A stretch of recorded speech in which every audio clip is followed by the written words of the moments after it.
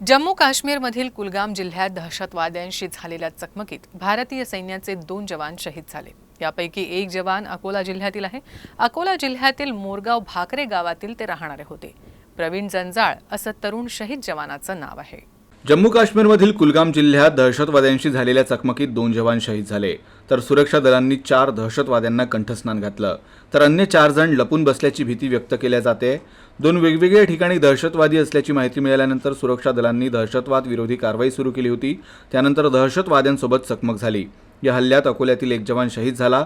अकोला जिल्ह्यातील मोरगाव भाकरे गावातील प्रवीण जंजाळ या तरुण जवानाचा मृत्यू झाला आहे। अकोला जिल्ह्यातील मोरगाव भाकरे गावातील प्रवीण जंजाळ असं शहीद जवानाचं नाव आहे।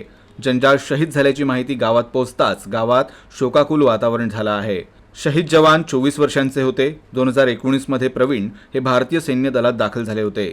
त्यांच्या लग्नाला नुकतंच 1 वर्ष झालं होतं। त्यांच्या मृत्यूपश्चात पत्नी, आईवडील, मोठा भाऊ असा परिवार आहे।